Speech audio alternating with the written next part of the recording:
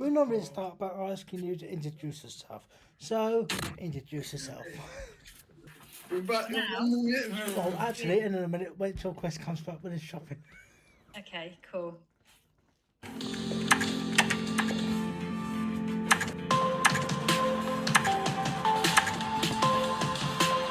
I'm learning.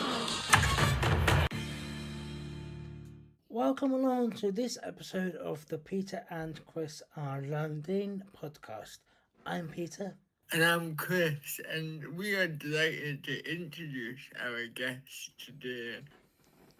I'm Abbie Hills. I'm a talent agent and access coordinator and a few other things in film and TV as well. Lovely. So, Abby, can we start with your childhood? Whereabouts were you born, and how was your childhood growing up? Because you have CP as well, don't you? Yeah, I'm in the club. I have ataxic hemi that affects the left side of my body. Childhood, hey, we're going in with the deep questions straight away. Well, I was 7.5 weeks early. Wow. So put up a little bit of a fight to get into this world. I had a grand entrance, shall we just say that? Sorry, mum. Boom! Hello, world! Yeah. So I grew up in Aldershot until I was about 7. It was, I used to wear, I'm sure you guys all know, Pietro boots. I used to have to wear those funky shoes to school. I didn't get my school shoes until I was like 8 or 9.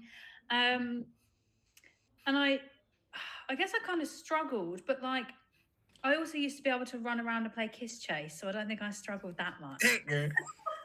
As you do. Yeah.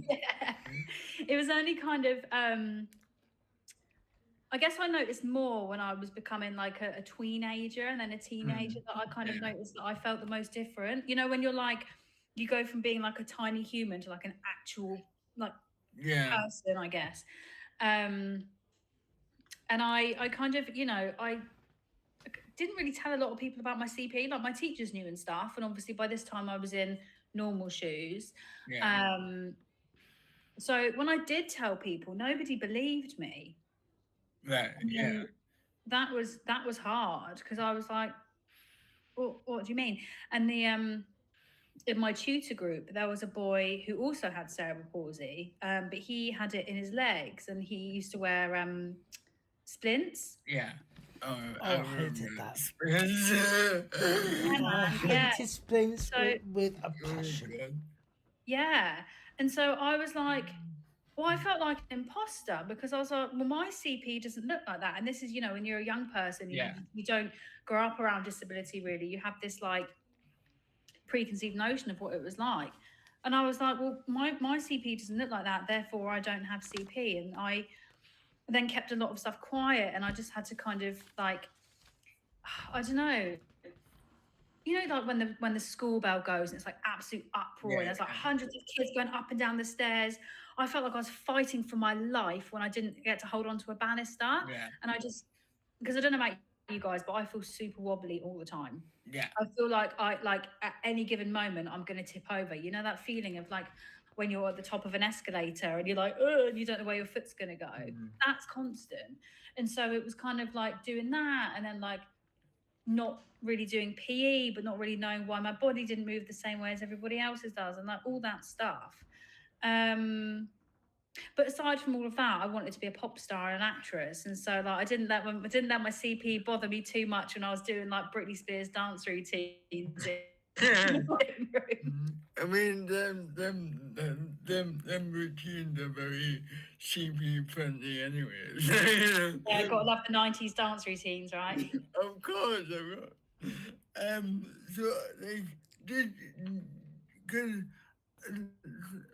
when you were talking there, it reminded me of my childhood, where like there was a sense of normality, and I obviously I was diagnosed with CP very young, but like it wasn't until probably 6 5 when the CP arrived, and I was like, "Oh, this is my life now. I'm not this normal kid.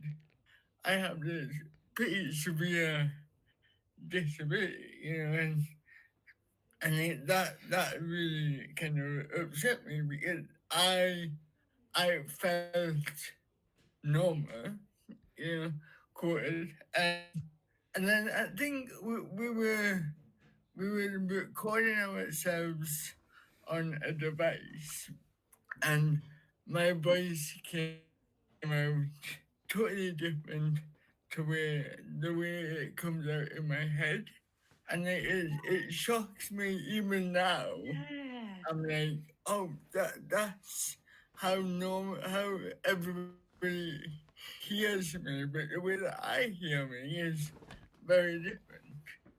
Oh my god, yeah, that must have been such a shock. Like, Yeah. because I have that with like little things. Like in my head, I think I can use chopsticks, and then I can't. And my hands don't let me use them, and I'm like, why can't I use them? In my head, I could use chopsticks.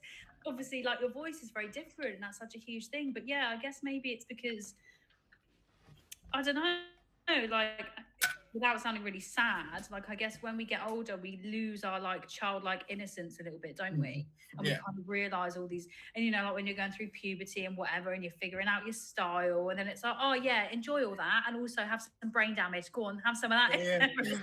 Oh no. So from school days, when did your love of creativity and your love of acting, when did that kind of come into your life? I think like pretty on, to be honest. I mean, like I said earlier, I was always trying to like do dance routines and like put on shows for my parents and all that stuff. And I think when I did realize that I like you said, like when the CP arrived kind of thing, I'm not going to be a tennis player, am I? So that's out the window. And then also like I struggle with other things like maths and sense of direction and like interpreting instructions. I guess like I actually find that quite difficult, although I think that might be ADHD as well. All of these wonderful things happening in our brain. I just always loved it. I went to acting classes, and then when you go to school and you have to pick your subject, my parents didn't even waste their breath telling me I had to do academic things because I was like, I'm doing drama. That's what I'm doing. Yeah. Yeah. And then even in college, there was no conversation about maybe you should do psychology. I was like, no, I'm doing film. And On drama. Yeah. And there was just not like, it's always for me, there's been no other option. Nothing else has ever, I've never gone like, maybe I want to try this for a job, maybe I want to try this. Like it's never even entered my consciousness to do that. Yeah.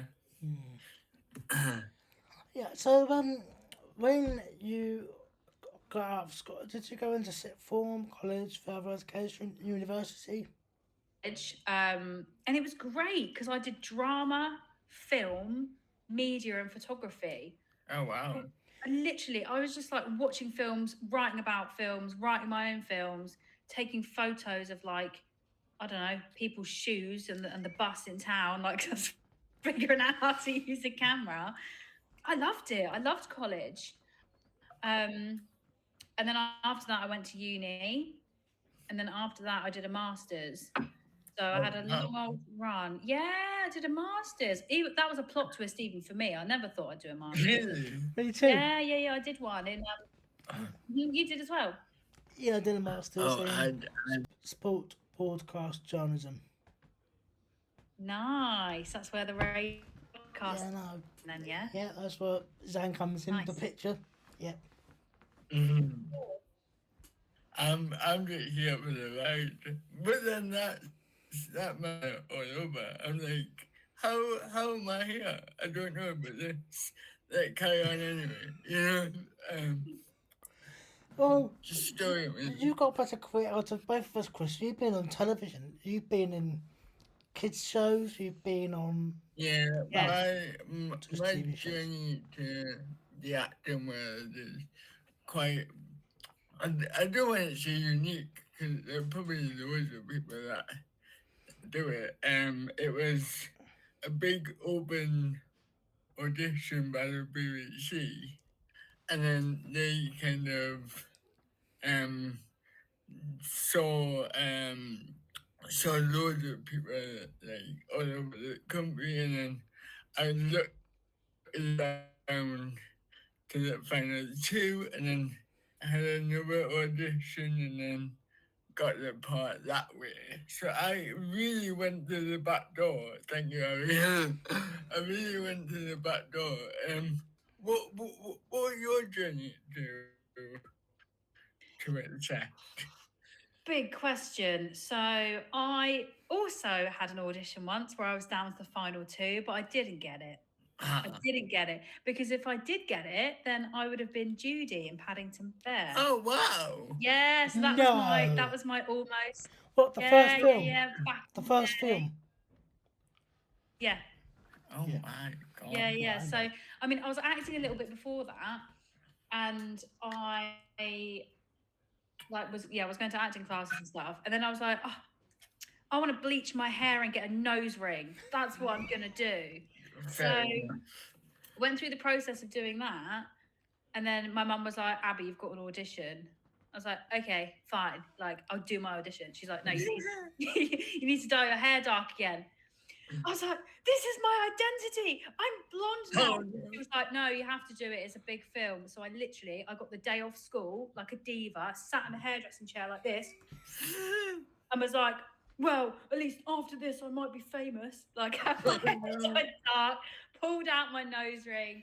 Anyway, had a bunch of callbacks, didn't get it, and then carried on with the acting training and moved into other stuff. Did a bit of like amateur modelling for a while. Went to college, and then was doing film at uni as well. Yeah. Made a bunch of like weird uni films, which was a lot of fun. And then kind of like, I think it was like when I graduated, because my degree was really cool. We had the choice to do a dissertation. Who's doing that? Not me. Or to make a film. And I'd made a bunch of films and I loved it, but I was really like, I don't want to rely on other people for my grades kind of thing. Or the other alternative was we could write a feature film. I was like, this is perfect. So I literally just sat in my room for like 3 months, listened to The Doors and Led Zeppelin, and just wrote this feature film. Oh wow! Like this like 70s film. Yeah. And I just sat there and I like locked in and did it. And then I graduated and I was like, ooh, what do we do now? Like, where are we at? What do we do now? What do we do now? What did we do? What did we do now? What do we do now? Well, I had this like almost like the second coming of my cerebral palsy, because a big point that I missed in this is that I had a brain scan when I was 17, which is like, it's like cerebral palsy gold dust, right? Hardly any of my friends with CP have ever had a brain scan, and I feel very lucky that I've had one, and I think it's really eye-opening. Had this brain scan at the time, and then I had in my head, I was like, well, I've got cerebral palsy, which I knew anyway. That's a given. Like, newsflash, I'd always had it. Anyway, I have cerebral palsy. No one's ever going to hire me in film and TV. What am I going to do? My acting dreams are over. I pulled out my nose ring, like all of this stuff. I was in full on like crisis mode. And I was like, oh, I'll do what everybody does when they don't know what to do next. I'll go and do a master's. Makes perfect sense. I mean, yeah. So, oh yeah, go on. So what was so you went to do the masters, obviously put yourself in 9 grand more debt, and what happened after that? I mean, how did you get into the sort of agency that you do now? Did you do some acting and then do agent?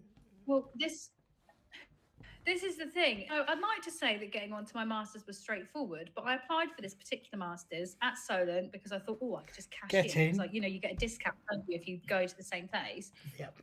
And I got a phone call and they were like, yeah, we're not running the masters. You're the only person that applied. Oh. Great. Wow. Okay. Yeah, and then luckily I found a master's at Winchester called Cultural Arts Management. And I was like, genius, I'm going to go and do that because, like, I know how to make a film, I know how to act, I know how to do all this stuff, but I don't really know anything about like the business side, I guess. But I didn't want to go into a Yeah. business. I didn't want to do a business masters because I thought that was hideously boring. Yeah. So I wanted to keep it like industry adjacent. So went to go and do my masters. And I've told this story a bunch of times, so I'm trying to figure out how to tell it in a bit more of an interesting way because I feel like people will know what I'm going to say. But essentially, when you do a master's in arts management, they're training you up to be a manager of some kind for like theatre mainly, I think, or Yeah. some kind of arts organisation. Oh. Anyway, I sat in there and like a few weeks in, and I was like, oh, I could be a talent manager. So I went onto Amazon and I bought a book that was like the most LA like 80s book ever by this guy called Bruce or Bryce or something.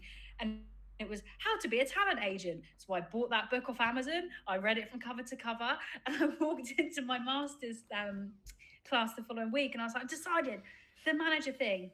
I'm going to start a talent agency. That's what I'm going to do. And my lecturer was like, do you want to do something a bit smaller first? Yeah, there you go. That's how I became an agent. I bought a book off Amazon, quit my job at the time. I was working at Law Ashley, so I sacked that in. Just I love how like every story you get going, I'm doing this, I'm doing that. Whatever. I think this is how I am though now. And actually like it's really nice that you say that and you see that in me because I feel like inner me, like deep inner me is quite I don't have a lot of confidence. Oh, that no. But when I say it out loud, I'm like, oh yeah, I do some ballsy stuff, you know. You do. Oh my god. Yeah. Yeah, I've met you like once. That's not really a brag. But like, you know, you were definitely the most confident. Like I felt like, so for people that don't know, me and Abbie worked on a program, the Rosie Jones program. Creative pathways, yeah. Pathways. And then I was like telling the woman Stella? yes, thank you. I was telling Stella, oh, I'm really nervous to work with Abbie because Abbie has her shit together. No way. Like, you know, you're on the podcast going, I'm fucking, you know, couldn't do that.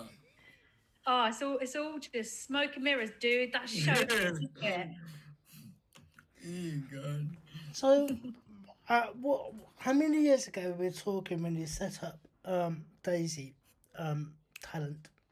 7 7 years. 7 years ago. Literally, January just gone was 7 years, and I rebranded it just before Christmas. So I turned 30 in December, just gone. Well done. And thank you. New decade, new me. No, very much the same. Probably more gobby than before, but we'll see. We're only in February. I've been running it for at that point nearly 7 years, and before that it was called the Daisy Hills Company. Yes. And I just like the ick is a strong word. And I don't mean that about the business itself or my clients. I love the work that I do. But in terms of the branding, I was like, oh, I don't love this anymore. And I kind of wanted to create something from that felt a bit more glossy, a bit more high end, a bit more like advanced, I guess, for like me turning 30, running it 7 years. So I rebranded it to Daisy Talent. And I've like fallen back in love with it again now. Because I think what it was like I was having the 7-year it. And I needed to make a little change.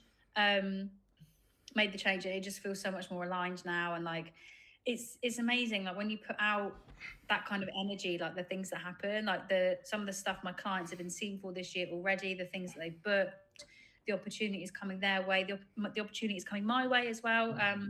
As a result, like it's really showed. So sometimes you just need to give things a little like shake up and then it all works out.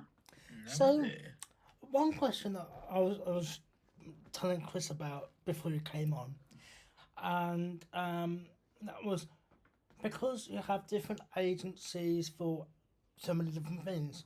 Yours is a talent agency, so this is for TV, theatre, or what kind of stuff do you cover? For the agents that I have, or do Yes. you mean Yeah. the clients that I? Okay, so so for Daisy Talent, the one that I run, I represent actors for the screen, stage, commercials, whatever, and then also now like entertainment personalities as well. That's a new thing for me. And then the agents that I have, keeping it separate, as Chris says, I have like 100,000 jobs. The agents that I have, I've got an agent for my work as an access coordinator, and I've got an agent for my work as an actor. Because, since I took out my nose ring for that callback all those years ago, the love has never left me. And so I do still, I've got a great agent for acting, but for me, it's really important to keep the two separate. Yes. Like I would never wreck myself and put myself up for jobs. I keep the two very, very separate. Yeah, because I was saying to Chris that whether his parents were an agent for him when he was younger, when he was a child actor, and then obviously when you get a bit older, sometimes you want an agent of your own.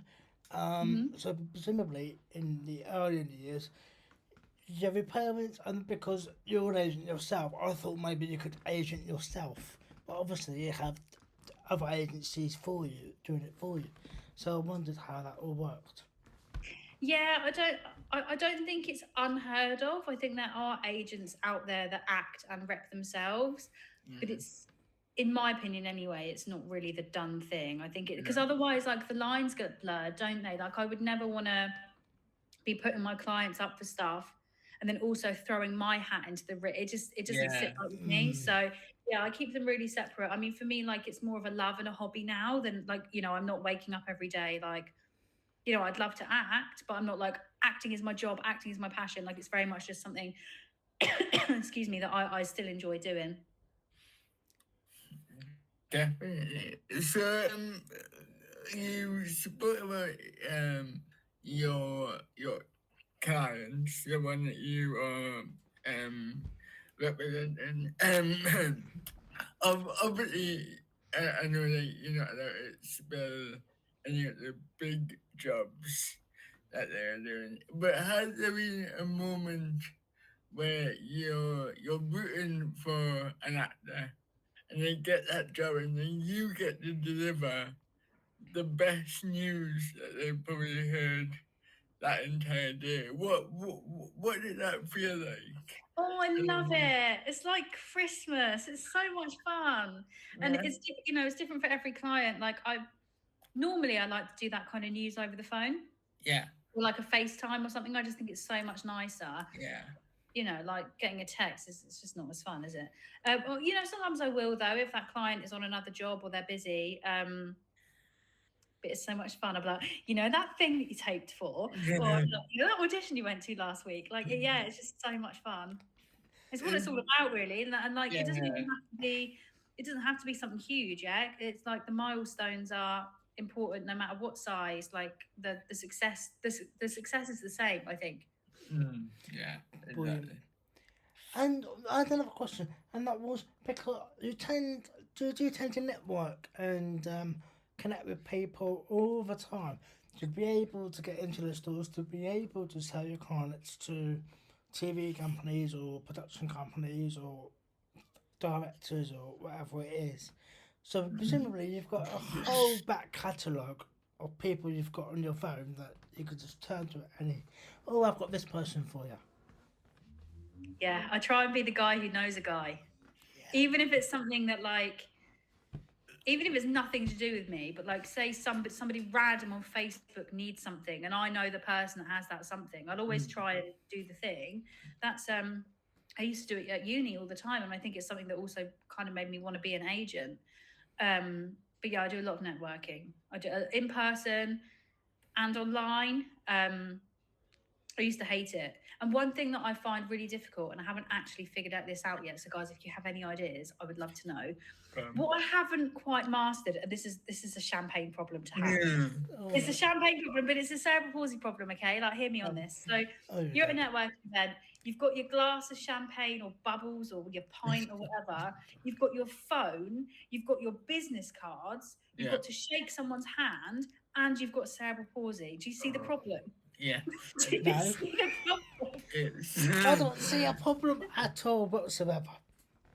And the answer is I should wear a beer hat. Yeah. I mean, it definitely stand out. You know. Well, to be honest, I think the problem is you're standing. If you were sitting down in the wheelchair like I am all day, you'll wash the champagne on your legs, you've got the business cards on one hand, phone at the other, put your phone into one hand, or put them on your lap, basically. Yeah, because I suppose you've got like portable shelving almost, haven't you? Yeah, or something like that, yeah. I'm always hanging around the table, so I can just put it down on the table and then. Yeah, I've started to do that. If there is a table. Tables and surfaces.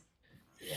Or if you got the funds, you can hire a PA, and the PA could do that. Genius. See, we're problem solvers, right? We get it. See? It is hard. I'm a bit, but I can pretend to be a PA. So can we talk about access coordinator? Mm-hmm. What for the people that don't know, what is an access coordinator? So an access coordinator is basically somebody who, I'll use it in a film and TV context, but it can actually be in any industry, but it's somebody that's hired by production to basically support anybody who identifies as deaf, disabled, neurodivergent, women with women's health issues, people with kind of temporary illness and health conditions. And basically, if there's any barriers as a result of that, then the access coordinator is there to work with the production to kind of eliminate those barriers and basically just make sure that the individual can go to work and have a good time. Yeah. This hasn't happened to me. But what would you suggest to an actor who got told there was an access coordinator, but when they turned up, there wasn't an access coordinator? What would you suggest to that actor for him or her to do? Before going on a job? No, so the actor in question turned up at said job, and basically he found out during that job there was no access. Oh, right, okay. Yeah. This might get cut out, just saying. You should know before going on the job. I think it's hard, isn't it? Because it kind of like, depending on the size of your part and depending how many days you're in, you're sometimes not given all of the info. But like, firstly, it's a question your agent should ask. Like, if you're wet, like your agent should ask, do you have an access coordinator on this job? If not, I can call Abbie or anyone. There's so many great access coordinators now. But there's lots of us, so there's no reason why these conversations can't be happening. So your agent would ask the question ideally. If there's not, and they come up with like one of a million excuses as to why they don't have an access coordinator, I would suggest, hopefully you've already got one of these, but I would suggest that you have your access rider on file and you get your agent to send it over to production. Right. Would be my thing. I think generally, and because I've worked in production a little bit a few years ago as well, like production itself is kind of generally the hub for like, if you need something, that's who you go to. So I think it'd be really important for them to have a copy of your access rider, or at the very least a heads up about things that you might need. But all of these conversations should happen way before you get to set anyway. Like if you're if you're going to set and nobody's asked you about your access requirements, like that's a problem in my eyes. Absolutely, yeah. And so, has there been any big production sets that you've been on, either as an actor or as a accessor coordinator? I mean, you probably haven't been on the Trace Speaker sets, for example, but any other productions you've been on? I would have loved to have been on the Tracy B cassettes. Do you know how much I watched that as a kid? I used to get the magazine and all sorts. I loved it. So I've done a lot of unscripted. So I did Love Island a few years ago. I did I'm a Celeb, although I didn't fly out to Australia. I was based here. I did a show called The Inheritance, which is kind of like Traitors vibes. I did a show called I Jack Right. I mean, a bunch. A lot of them have been kind of unscripted though. The biggest set I've been on, and this wasn't in as an actor or access coordinator or anything. This was when I worked in costume, because like Chris said, I've had 1,000 jobs. Millions of jobs. I have. I just love the jobs. Do you know what I mean? Yeah. I just like trying a bit of everything. But I worked on the Indiana Jones film in costume a few years ago. That was massive. Oh yeah, Wow. I forgot you did that. I forget. Chris forgets everything these days. Goodness me. I'm old, Abbie. I'm old. I'm 32. I'm 33 in 2 a week. Who are you? 33 in a week. You don't even know. You don't even know. Help, Abbie, help. There's no helping you. There's no helping you. I just turned 30. I can't help you.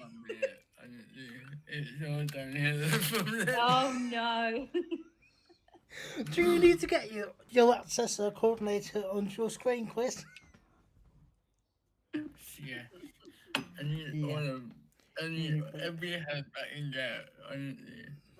So bad. Where were we anyway? So, presumably you met Zam, my radio station manager, when you were at Solent. I met Zan. So when I decided overnight to quit my job and start a talent agency, remember that story? Yep. I thought I was going to put on a live casting day in Southampton and I really hope I'm remembering this right. I really hope I am, because it's a long time ago now.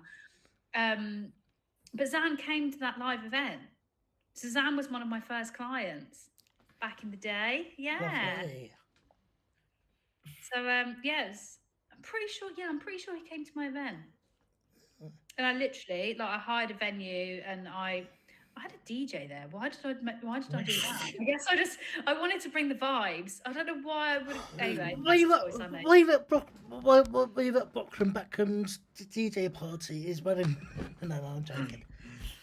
Is that in case you wanted a Britney Spears tribute act? Yeah, just in case. Yeah, I was like, do you know what, guys? I don't actually want to be a talent agent. I want you all to watch this dance routine I learned when I was. Is there any VHS clip of it somewhere? Oh yeah, and there's one of me in like a cowgirl, like Jessie costume from Toy Story, doing 5, 6, 7, 8 by steps in the garden. It does exist. I was a diva. Loved it. I would love to have that put on the screen. I'll try and dig it out. Should we do final questions? Oh, I suppose yeah. so. I suppose the first question to ask you is from the previous guest we had on. And he asked you, what was the hardest thing you have to deal with or learn being newly disabled? well, all you laugh really, but Oh, I've got it. Mondays. Monday. Why are Mondays so hard? Look, it's not just me, dude. I've had this conversation with some fellow palsy pals and other disabled friends, and like we're all just, we want to have a bit of fun at the weekend. We want to have a good time, and I don't know. I feel like the general consensus is that Mondays are quite challenging, and I don't know what it is. They are. Like today, I actually woke up really early, and I was so full of like energy. And it's like by midday, my body was like, ha ha, just kidding. And I was exhausted. I was like, I need another weekend. So I think Mondays in general are just difficult. I mean, other things I find difficult as well are just, I don't know, like eating spaghetti, learn directions, walking is such a long list. So is this because you're having a hangover from the weekend before and you haven't quite caught Not up? even as much anymore. I can't handle it these days. Not like I used to. You know what I did this weekend? I was so wholesome.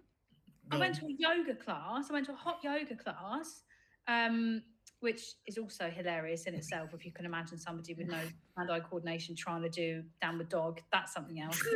I went to a hot yoga class and I cooked. That was it.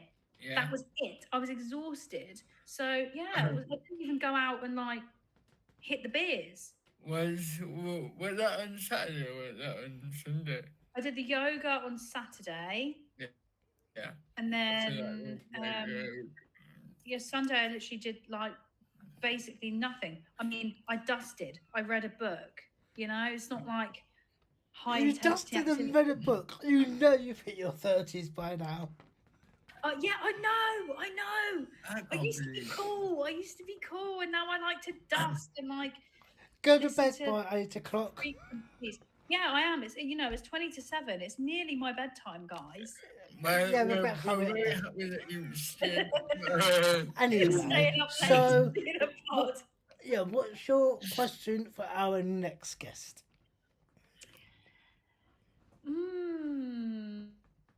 Really hard because I don't know who they're going to be, but I guess that's the point, isn't it? Well, That's the point. We I don't know either. We don't know either. No. What is? Are they also going to have CP? They could be. may not have CB, so that could be very big. Oh. General, yeah, Oh, okay. I'm going to need to think about this for a little minute. that's fine. I'm going to need to think about this for a little second because I could ask anybody anything. Yeah. Yeah, like it was a very millionaire and you've got 3 lifelines. I promise you that whatever question you think of, it won't be a weird first ever episode where we got the weirdest question of all, which is where is the body hid? Where's the body buried was the first one. Yeah. I'm actually going to need to you're going to have to cut all this out of me just waiting and thinking. No, 'cause that's it's got to be fine. I'll good. just put a little bit in and I'll just keep that Oh on no, my paint. let's do this because I really like music and I love listening to people's music. If you were a song, what song would you be? Oh, that's a good one. Yeah. Because then, if we keep asking people this, we can have a massive playlist. That could be a great, yeah. Oh my Yeah. God. We started a question line on our podcast. Yeah, I mean, I was going to do a stupid one, like if you had half a sandwich left and you had to share it with a musician from the 70s, who would it be? But like, I think let's do the one if you were a song. You were a song. Why is this specifically the 70s? Do you like that era? I do. I'm a real like, I would say old soul, but my Spotify told me that my listening age was 86. Really? Yeah, I'm old. I'm real old. Wow.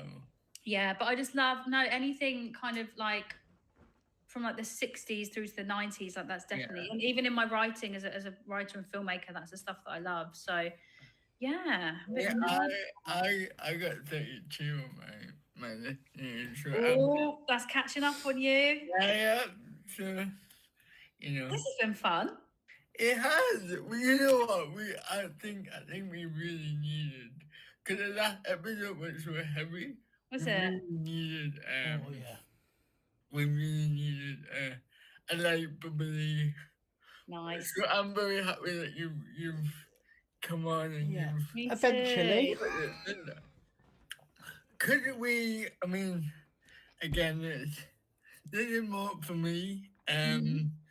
and you may not get this at all, but I've just finished a job, and I've got like a bit of the post show blues. Do you have any advice on like how to counteract that, and how to like maybe I know it's a big question, but I hate that for Yeah. you because it's horrible. I know it feels really crappy. Is there something? Is there? Because I say this to my clients as well, like when they've just come off of a job.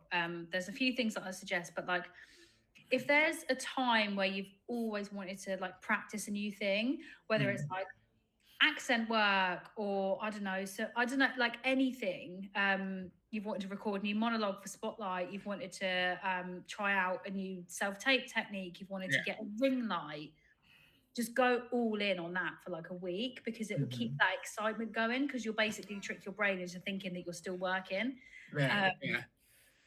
Or sit on your ass and watch something that you absolutely love that gets you inspired. They're the two things, I think. I'm gonna try that. Try that. I would recommend, Chris, you watch yourself for a little while. Oh no, I know. He hates doing that. I can never watch myself. I'm not. No. Do you watch yourself? Do you watch yourself? That's literally the worst thing that anybody can do. If somebody like, even my partner who's very supportive, she's like, oh, let's watch something you've done. I'm like, no, because I would pick at every single line and like movement. I would pick at it all and become depressed. Yeah, but you know what? You were booked because you're great. So if you're watching yourself on telly, you're booked because you're great. And if you do pick things out, then it gives you things to practice before your next job. That's a good angle. No. There's a reason. There's a reason why you're an agent, and this is exactly the reason why. So I would probably want to finish off my questioning with, if you had, do you ever regret not taking the President Bear film offer? No, because I wasn't offered it, was I? Somebody else was. So they chose somebody else. Oh my! So you got to the final two and then picked. Yeah, if I'd have done that, like, who knows what I'd be doing at the moment? Probably like Hollyoaks or something. Because I wouldn't be a child actor anymore. So yeah, it was me and somebody else, or maybe I was down to the final three. But I did like 4 auditions for it. It was quite a long thing. But yeah. And so with the CP, you walk presumably. You don't use a wheelchair. You don't have a walking stick. No, I don't use an aid. There was a period of time when I was at uni when I used a wheelchair, like a month or something. It really wasn't a long time. I think I was super tired and fatigued and like just not, I think like mentally not there as well. And I kind of was like, well, if it's going to help me, let's kind of give it a try. And actually for me, I found it really challenging to move it on my own, and it just kind of wasn't for me. Not that I'm stronger now. Well, maybe I am a little bit. I'd never be that person that's like, oh, you can like cure your CP and beat it. I know some people see it that way. I don't see it that way at all. Yeah. But I'm definitely, it's a lot more managed now. Yeah. I think in terms of pain and how I look after myself and the movement that I choose to do and the things that I now say no to, because I say yes to pretty much everything, right? I'll give anything a go. But in the last year or so, I've also learned how to say no a lot more. And there's a lot of power in that, because I think for a while before, we've gone all serious. We have. But I think like before, I would feel like I really had something to prove. Whereas now I'm like, actually, health is wealth. Do you know what I mean? Like you have to learn to rest your body. So I'm less bothered by that now, I think. Yeah, I think that also comes with age. You know what I mean? Because like when Stop calling me old. Careful, Chris, careful. I've just turned 30. I'm still 24 in my brain. I mean, yes, Really? you are. But like when you hit that magic number, cause you know, He's trying it's to like, claw it back here. He's trying to backtrack. look, as an older person, I know what I'm talking about. Right? When you hit 32, going on 33, it's like no, you know. See, even there, I said no, like with power, with Yeah. something that at 22 not do. Yeah, it's true. No, you're right. You are right. Even if it does make me feel old, you are right.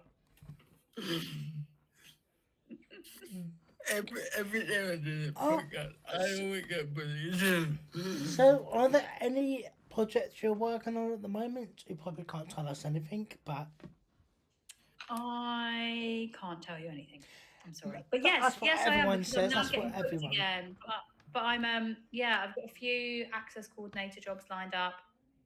Clients have got a few things coming up, and then I am being brave and putting my writing out there and producing this year again. I've got a short film actually that we're just excuse me, we've just well, it's off into the world of film festivals to see if anybody likes it, basically. But that's a short I produced last year, which is really cool because it's the first thing that I've produced in probably since I was at uni, really, which is wild. Oh, wow. So yeah, things happening. Always got things happening. Always things happening. Well, thank you for taking your time out and giving an hour. Yes, it's been so much fun. I've needed this laugh today, even if it is nearly my bedtime. Yeah, we are. Yeah, I was going to say you can go off to bed now, old lady. Oh yeah, I know. I've got to make dinner yet, guys. So, do you know what? I'm on track for an 8:30 bedtime, so you can't complain about that. Oh, smashing. Well, thank you, Abbie. And any time that you want to come on the pod, you are more than welcome to come back and we can have another chat about whatever you want. I'd love to. Yeah, we say that to everyone, even though we haven't got anyone back for a second time yet. You're always welcome. I thought I was special. You are Everyone's special. Oh, So, I'll be back. I will be back. This has been really cool. Yeah, but thank you, Abbie. But hold on, before we let you go, we hope you enjoyed this episode. Don't forget to follow us on all the various channels, and always be Learnding, and we'll see you on the next one.